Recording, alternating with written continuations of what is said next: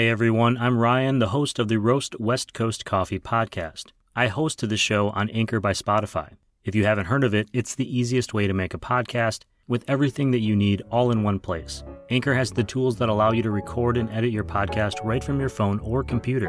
I host on Anchor because it distributes my podcast on listening platforms like Spotify, Apple Podcasts, and so many more, making it easier for me to spend my time interviewing guests and drinking coffee. Anchor is everything you need to make a podcast all in one place, and best of all, Anchor is totally free. Download the Anchor app or go to Anchor.fm to get started.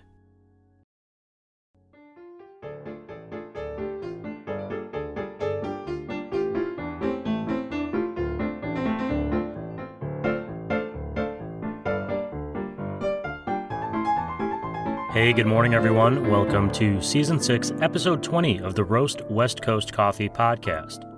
I'm Ryan Wolt, and this is the show where I bring you the stories of coffee professionals, entrepreneurship, and coffee smarter education. This is the very last episode of Season 6, and it's a great interview with Jack Quint. He founded and with his wife co-owns Deltina Coffee Roasters in Oceano, California. I'm going to start this show off with a bit of a geography lesson, just to give you some context on where Deltina is. Informally, the Central Coast region runs from just north of Ventura, California, up to Santa Cruz, where it runs into the Bay Area that surrounds San Francisco. Oceano is near Pismo Beach, close but not quite halfway between Los Angeles and San Francisco. The Central Coast is a combination of agricultural land, military base, and small beach communities, and it has the iconic coastal views associated with the rugged landscape of the drive through Big Sur. It's that stretch of highway that you often see in TV commercials for automobile makers. That's where you'll find Deltina Coffee Roasters, which opened in 2018. To get a better sense of that vibe, check out @Deltina Coffee on Instagram while listening to today's show. Jack was sitting outside, leaning up against the roastery while we chatted. As always, I'm going to play the interview and do a little recap. Be sure to stick around after that for details on a big change to the Roast West Coast Coffee podcast. And if you haven't already, go get a coffee. Fill up that mug. Maybe a traditional dark roast today. That's a bit of foreshadowing. And make sure you get it quick, because it's time for this interview with Jack Quint, founder of Deltina Coffee Roasters in Oceano, California, on the Roast West Coast Coffee podcast.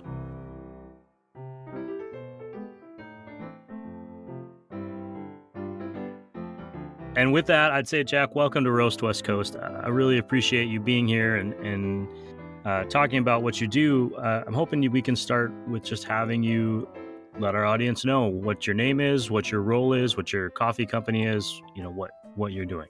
Absolutely. So my name's Jack Quint. I am the owner of Deltina Coffee Roasters. We're in Oceano, California. We opened our business about 4 years ago. My wife's my partner. We're an organic coffee roaster right on Highway 1 in Central Coast, California. We also have a full espresso bar. So yeah, excited to be here, and thank you, Ryan, for inviting me. Oh, no, I'm excited you're here. I did some Google Earthing and Google Mapping to figure out where Oceano was. From the view, you're right by the beach, but it's not necessarily, you're not like in a major metropolis. You're not in a metro area, to say. You're kind of in the middle, and even in a more of an industrial area.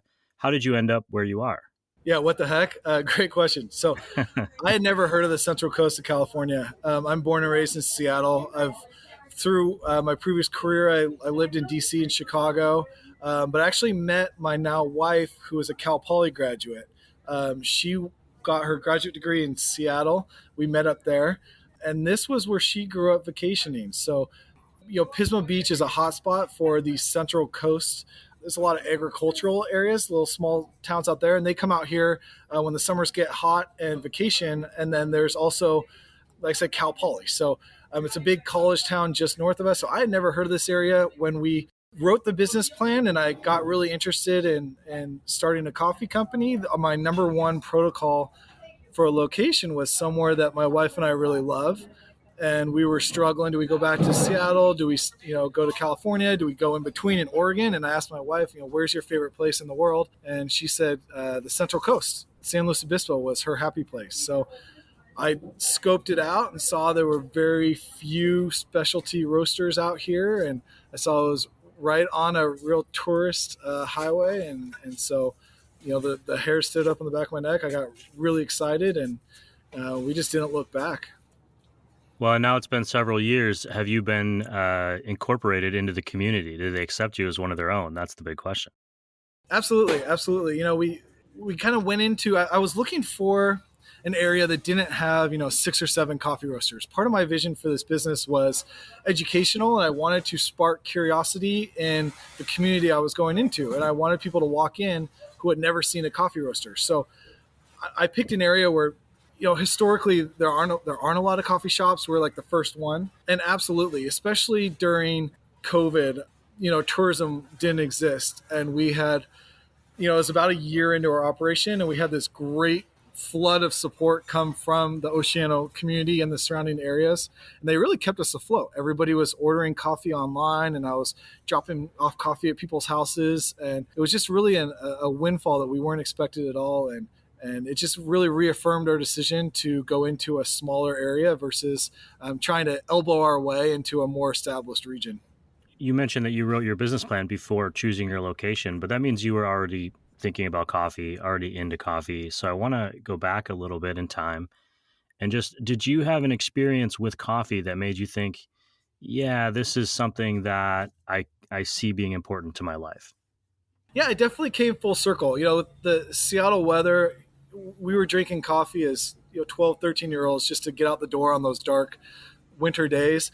In high school, just on a little bit of a whim, I had saved up some money, and I wanted to go visit my family in Ireland that I had never met, and my uncle agreed to go with me. My uncle has been a coffee roaster his entire life. He roasted for a bunch of companies in Seattle, and about 15, 20 years ago, he sold his house in Seattle and opened up his own small batch roastery in central Washington.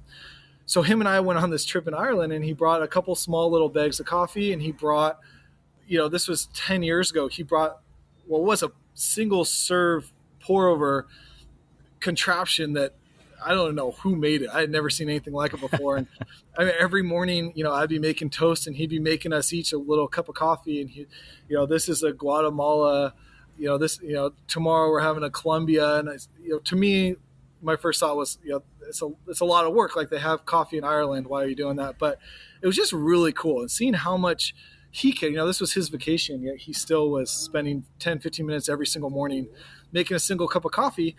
And I kind of went back to that. That was such a cool experience. Fast forward, ended up in Chicago working for larger companies. And I knew I wanted to get into something I was more passionate about. I kind of went full circle back with him and said, tell me again about what you do. Why do you do what you do? Went and visited his roastery one more time and just was hooked. So that was my first experience that really planted the seed that I would later cultivate, in my 30s into my own business. So. Well, you just mentioned you were in Chicago. You're actually the second roaster I've had on this show who was a corporate accountant in Chicago. Really? Turned roaster. Oh, man, that's funny. Taylor Fields of Nostalgia Coffee. If anyone's listening, go back. That was a great interview. And she mentioned something that I wouldn't have thought about, because coming from restaurants, bootstrapping was my growth process. You always kind of do that. She was coming from a great career in corporate accounting and a lot of stability and a lot of easy future. Kind of, she could see that laying out and chose to leave that to jump into coffee. What made you think that was something you wanted to do? Obviously, you had this experience with your uncle, but was there fear when you made that leap? Was there, hesitation? How did your wife feel about giving up that and moving forward? Great question. It was a tough sell. It really was. We had a lot of stability. I had almost a moment of panic when I was 10, 12 years into my career. Things started going really well. We had made a lot of sacrifices to get me to that point. We had moved our whole family out to Chicago to pursue this opportunity. And, it was almost the situation of the dog catching the mail truck. All of a sudden it was right there in front of me, and I had a panic because I realized that wasn't what I wanted the rest of my life. And it was this gut wrenching, okay, I have small kids. I know I don't want to do this the rest of my life. Well, now what? And I had to really it was gut check time. come up with another alternative. And once I did decide, I got really interested in sourcing my food while we lived out in Chicago. So Chicago is so much processed, it's where all the frozen burritos are made. And, a lot of the apples are, they ship them out the year before and they freeze them. So there's really not a lot of fresh produce out there. And so I got really interested in sourcing my own food personally and learning what goes into, is this granola bar really healthy or is it full of sugar? And so I got really passionate about that. I said, well, maybe I could do something. I saw this trend in the cities of younger consumers willing to pay more for a chicken breast if it's labeled organic from this farm, especially in the urban areas. So I saw this trend of, okay, there's this self-awareness that is developing. Maybe I could capitalize on that through coffee, and maybe if I could get people to stop going through drive-throughs where they get, really sugarized drinks and instead walk in, see coffee being roasted, and really kind of start asking questions about where products are coming that they're putting into their body, that could be really cool. So I had to run some numbers, and I knew it wasn't going to be a home run. It took my wife and I a couple years of, okay, we're going to pay off all of our student loans. We're going to pay off all our cars. We saved up, and we ended up, cracking my 401k to do it. So it took us a number of years to feel like we were in the right place to do it.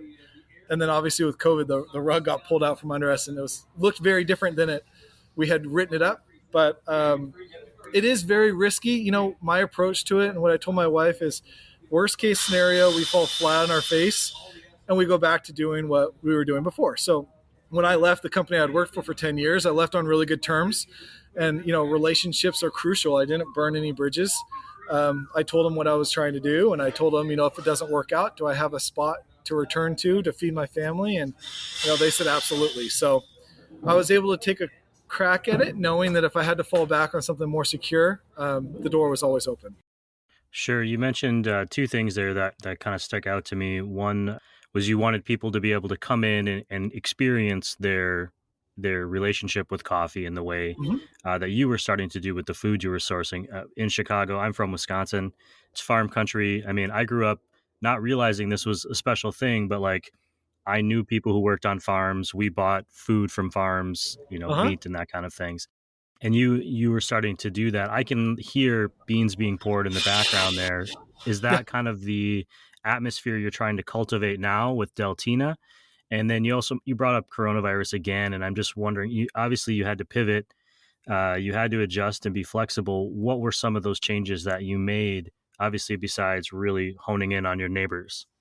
Yeah, absolutely. There were a couple things. Right off the bat, everybody was so scared, and I think everybody felt it.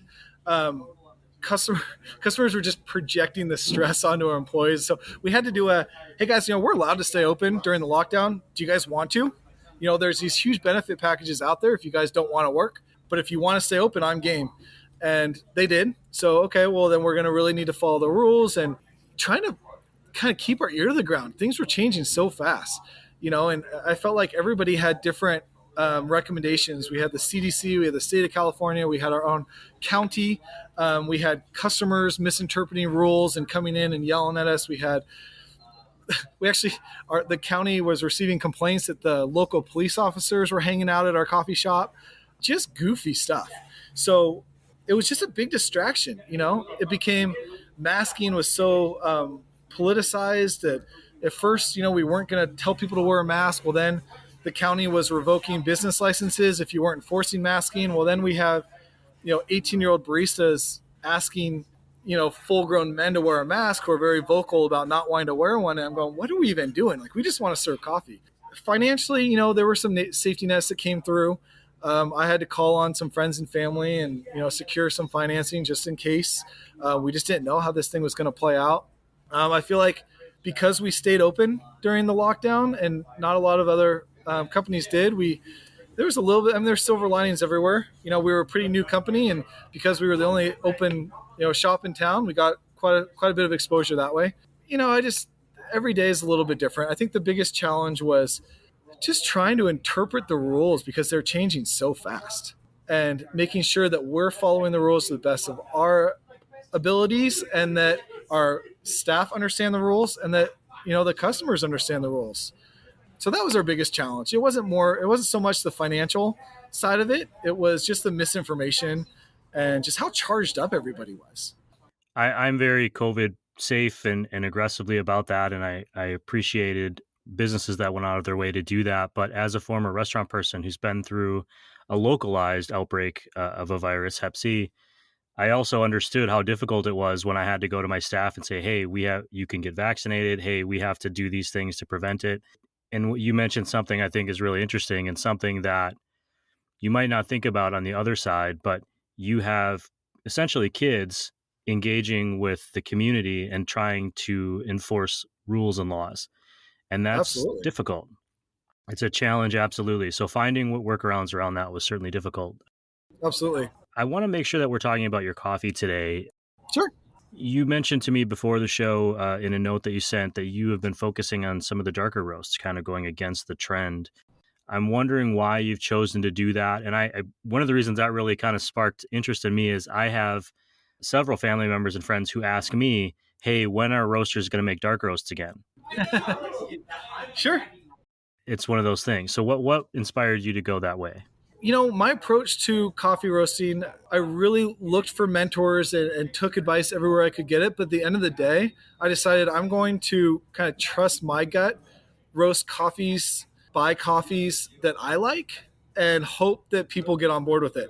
I don't want to be trying to do what everybody else is doing. I don't want to be pivoting and doing what I think people are going to like. I'm going to really lean into it, learn the coffees the best I can. Coffee roasting is all trial and error. I'm going to do my diligence, cut my roast when I'm done. I've found, especially for espressos or any non-filtered coffees, I just really like dark roast. And there's a way to do it without getting a lot of burnt bitterness in it. And I think it's a little bit of a lost art. And I did notice, I said, wow, this light roast thing's really trendy. But I've heard from people who have been roasting, 20, 30, 40 years that it's cyclical, and sometimes the dark roasts come back around. The last couple of years, light roasts are really the popular thing. And so I said, okay, well, I like a light roast, but I don't want to drink it every day. So, I do one. I've tried every one of my blends through our espresso machine, and I really enjoy a darker roast espresso. I think, if I get any hints of the acidity, to me, it tastes sour. And I'm just very passionate about that. So I kind of started with developing my espresso blend, and then I kind of went from there. But I think, there's a lot of stigma out there, and I've gotten a lot of pushback, just misinformation of, well, I heard that people that roast dark roast buy cheap coffee, and that's how you disguise flaws, is you roast it dark. Some people do that, yes. Yes, you can disguise flaws in coffee by roasting it dark. I pay $5 a pound for coffee. I buy very high-end coffees, which by roasting it dark, you can transform certain flavors. You can take these sweeter floral notes and you can transform them into this chocolatey molasses note. So I also am constantly battling I heard light roast has more caffeine. We don't have to go down that rabbit hole. But I just tell people, drink what you like. If you find a dark roast you like, you're going to get caffeinated. I like that the darker roast, because of the lack of acidity, they're easier on your stomach. I can drink multiple cups a day and I don't, have as many issues. So circling back, my philosophy is just to trust my gut and my palate and roast coffee the way I like it, present it the way I like it. And I know some people will love it, some people won't. I have people that ask, do you do super light roast? No, but I know 3 or 4 roasters in this area that do. And I send them to him. I say, hey, go check out this guy. He's a mile up the street. I think you're going to like what he does. And he does the same for me. If people show up and want dark roast, he kicks them down our way. So it's fun. It's collaborative. You're roasting your dark roast on a San Franciscan roaster, which I just think they're beautiful looking machines. But there are so many options out there. How did you end up with that machine, especially since you were coming into roasting with kind of some guidance from your Uncle Dan? Sure. But coming from a different career, how did you end up there? Sure. I mean, it was very overwhelming. I started looking into the major manufacturers. I was in Chicago at the time. Probat had a new North American plant just north of Chicago. So met with them a couple times. I think the older Probat roasters are really cool to me. The newer ones, I didn't love quite as much. I looked into, being in California. Lorian their sales seems pretty aggressive. I met with them a couple times. I got a good piece of advice to look at the roasters that are placing at the national competitions and look what kind of roasters they're using. So look for something that's battle tested. So, I knew as a new roaster, I'm not an engineer. That's not my background. I'm not going to buy a 70-year-old roaster. That's too much baggage for me. So on my way out here, I had a couple different manufacturers in mind. I was driving cross country with my family, and we were planning to stop in Denver, and I ended up breaking down in Denver, and I put my wife and my kids on a plane to Fresno, and I hung out with my sister in Denver for a couple days. And so I said, okay, well, let's go check out a couple coffee roasters while I'm here. And Sweet Bloom, I don't have permission to use their name on this, but Sweet Bloom had just placed second in a Brewers Cup in Salt Lake City. So I said, hey, let's go check those guys out. They had 2 San Franciscan roasters. I had honestly never heard of San Franciscan. The owner happened to walk by, and I caught him and said, hey, Andy, why do you use San Franciscan roaster? And he said, they're just workhorses. He said he had his SF25 and he ran it every day, and it just consistently produced results. And so I ended up calling this company, and I ended up talking to either the owner or the owner's brother, and really, again, started the relationship. I wasn't talking to a salesman. I was talking to the head technician, and developing that relationship with them. I just felt like if I had an issue, they would answer the phone, and they have. So that small company feeling, it's just, I didn't want to get a sales rep. I didn't want to talk to a technician out in the field.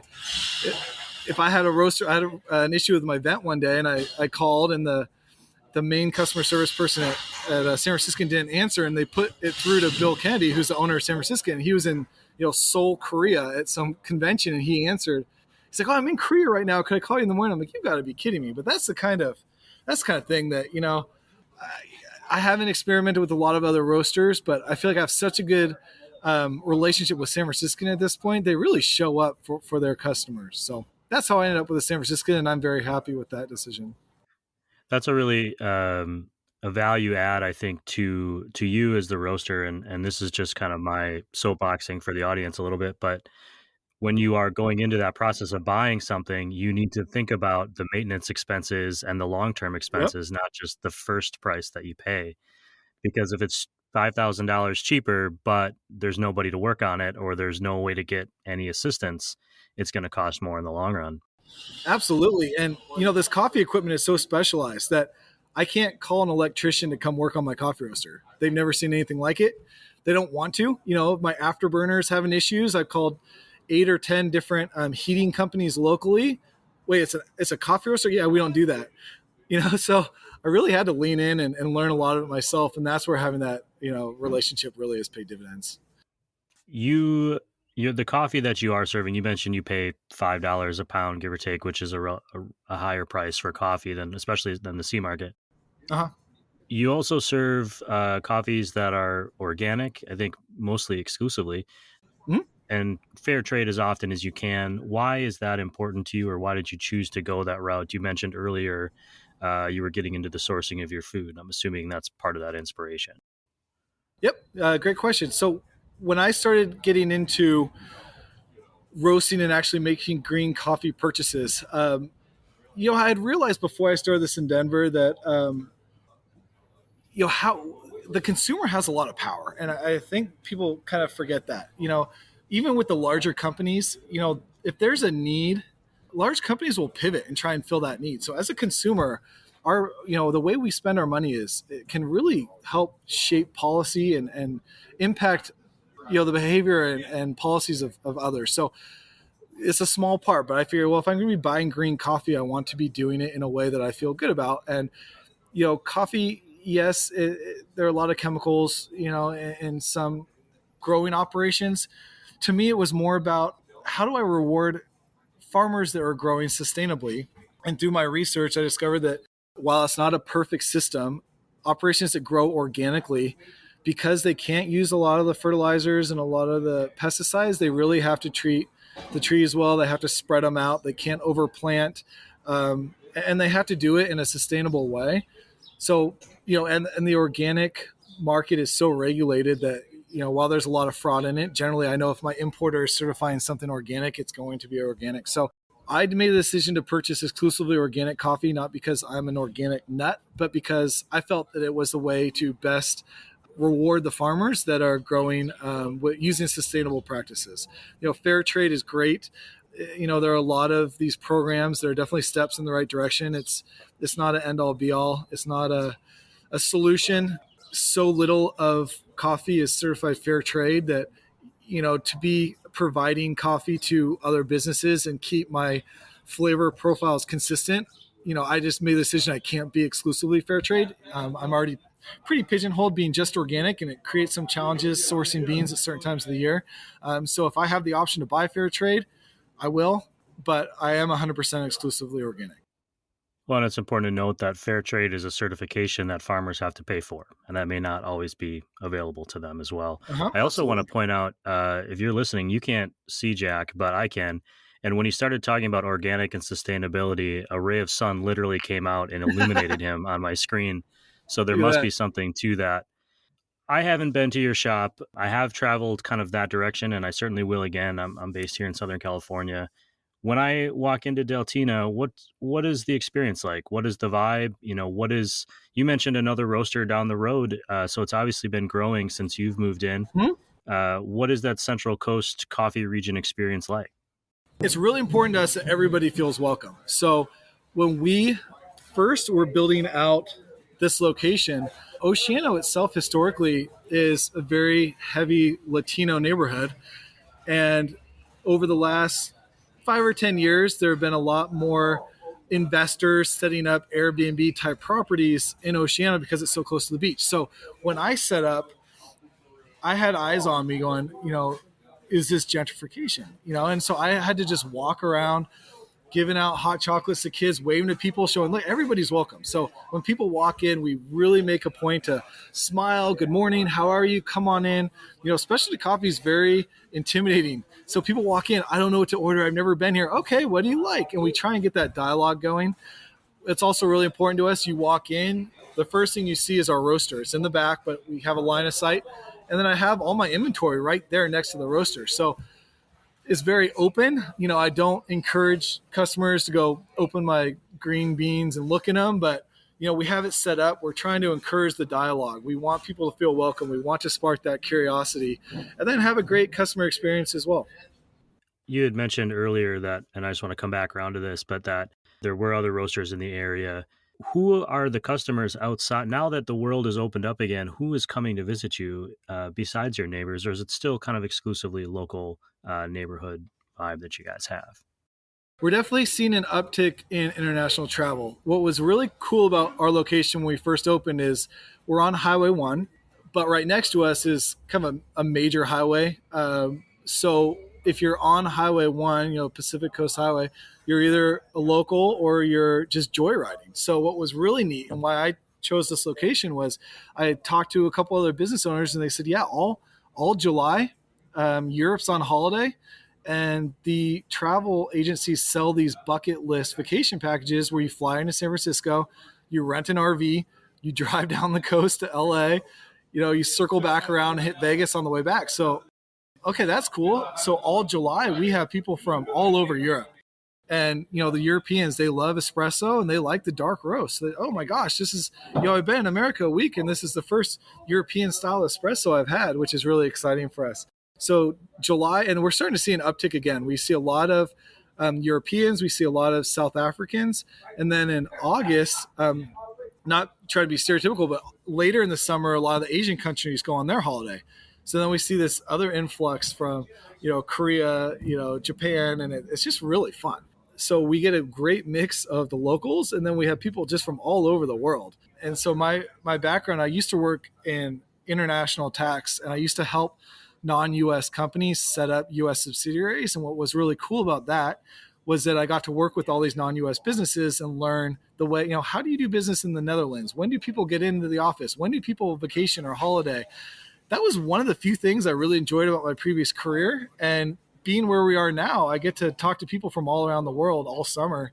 And it's kind of got to take a piece of that with me. And it's really fun. So being able to find common ground with people and learn, how how they serve a macchiato in the Netherlands, or Turkish coffee, whatever. People from all over the world have their own practices, and it's fun to kind of pick their brains and find some common grounds with them.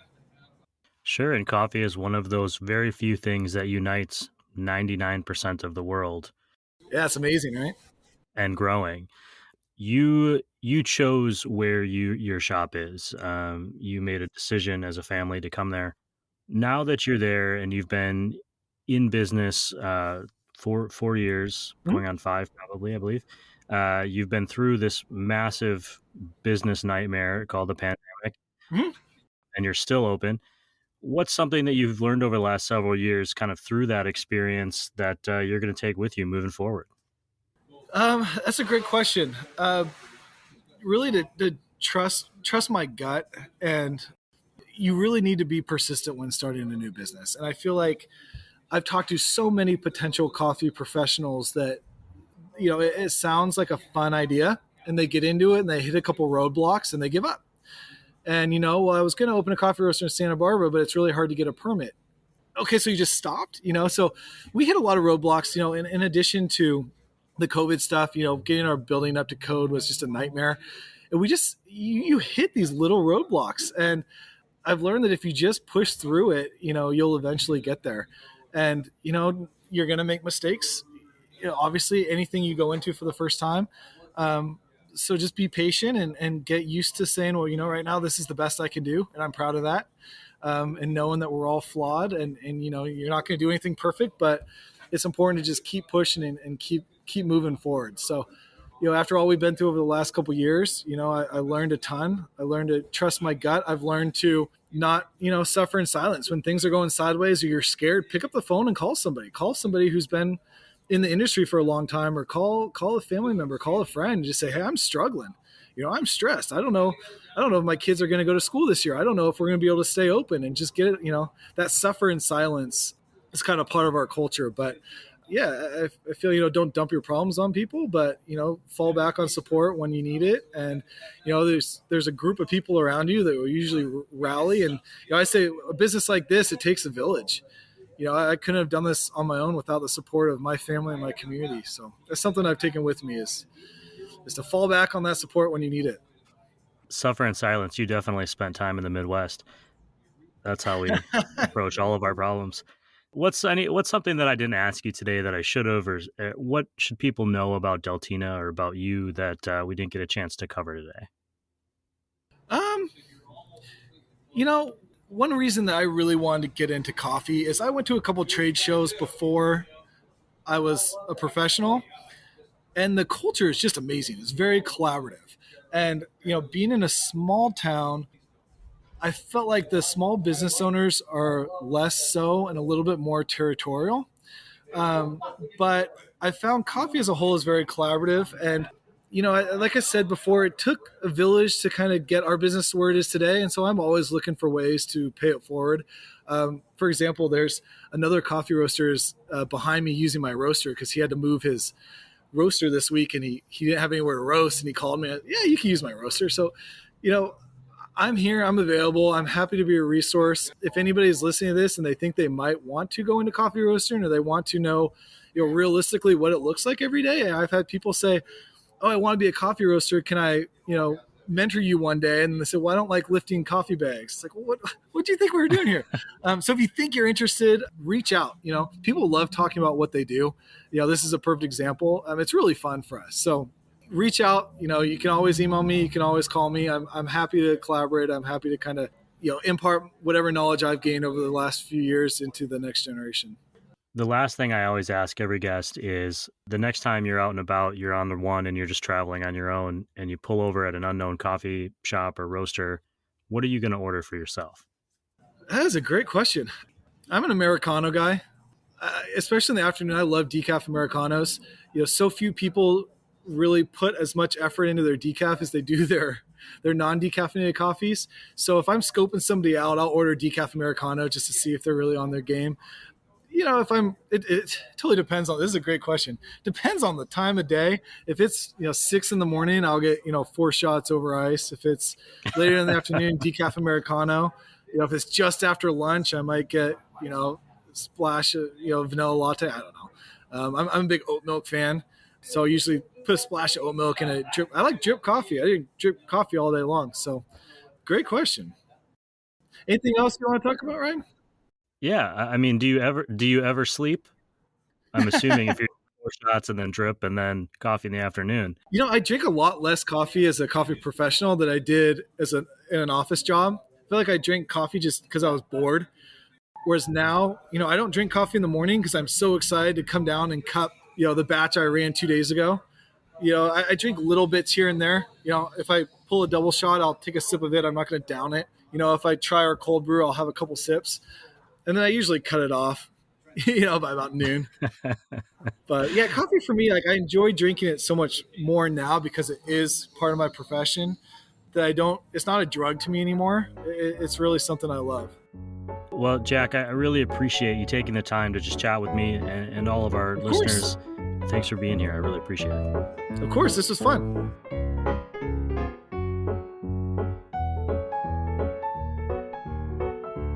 Okay, to recap, you will hit roadblocks, lots of them.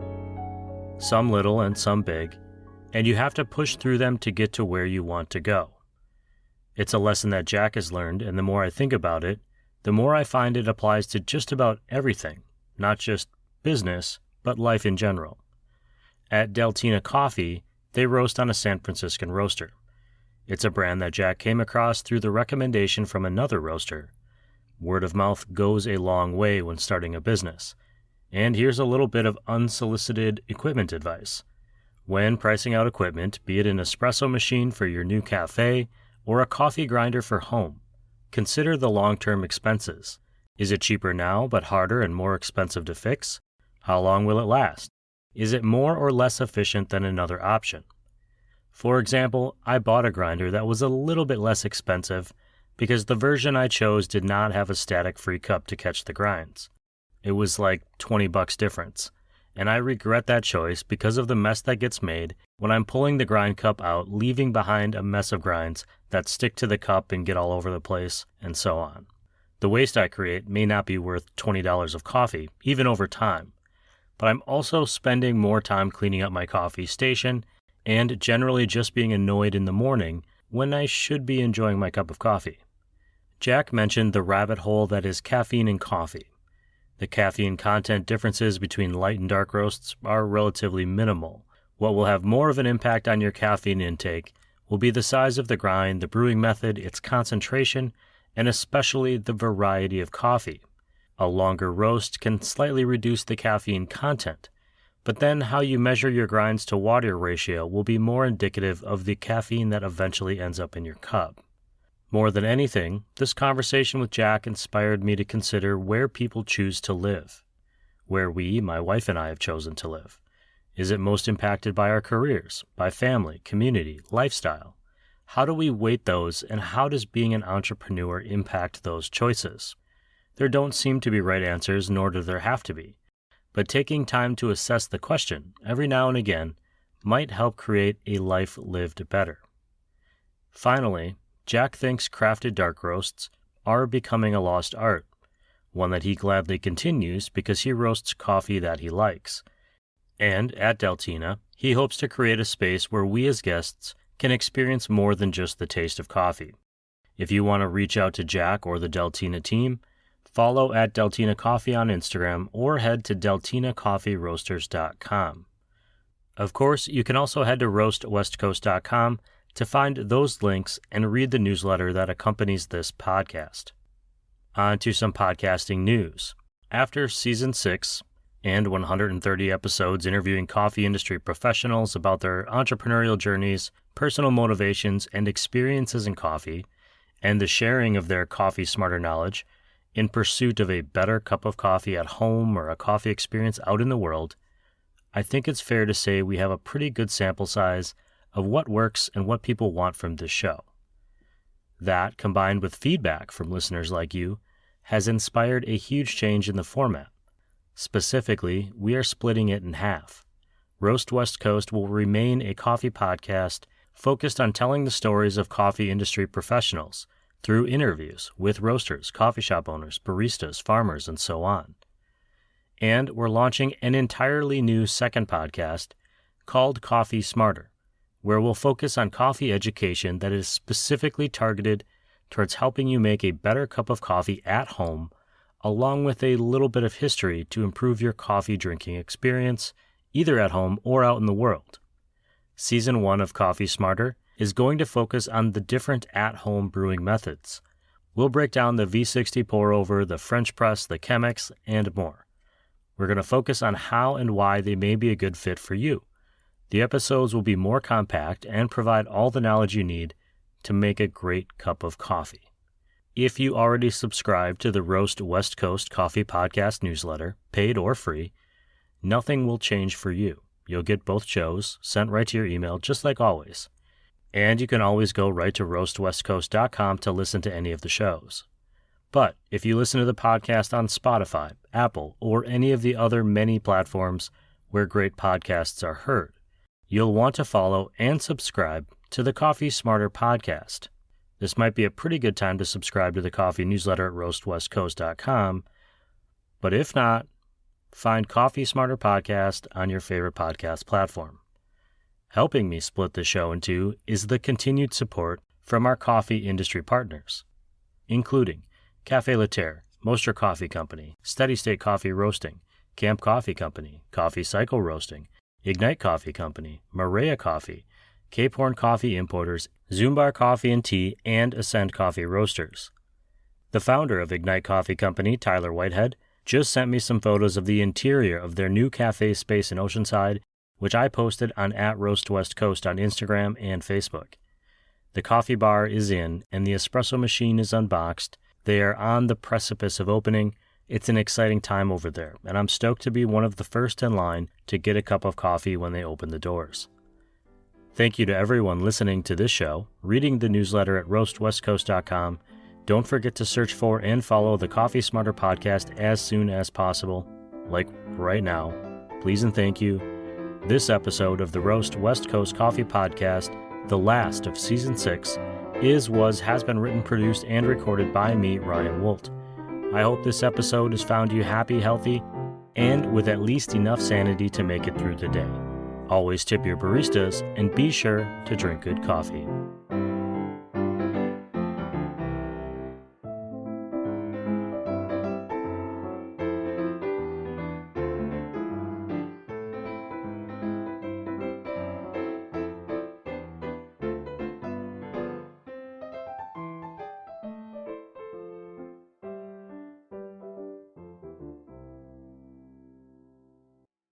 Hey everyone, thank you for sticking around. Once again, I have some last requests of you today. First, please go get your flu shot, get that COVID booster, or even your first COVID shot. It isn't too late. My amazing wife works in the school system with kids, mostly with special needs, and many of them are still considered at risk and haven't been able to get vaccinated the way the rest of us have.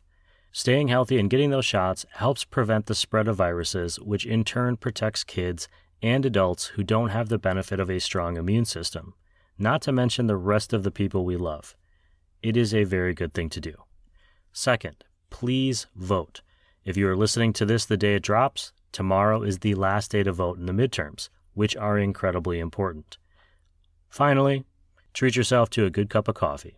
You've earned it.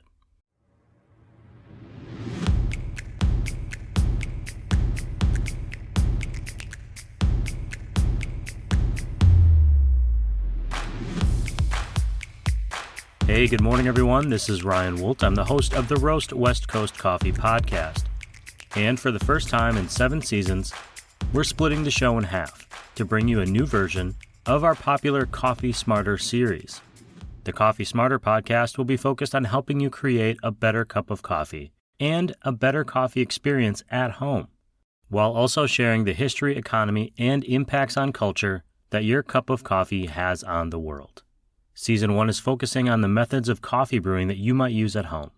Be sure to bookmark the Coffee Smarter podcast on your favorite podcast platform like Apple or Spotify, or just sign up for one of the free or paid newsletter options at roastwestcoast.com and get access to every episode of the brand new Coffee Smarter podcast. Season 1 coming soon.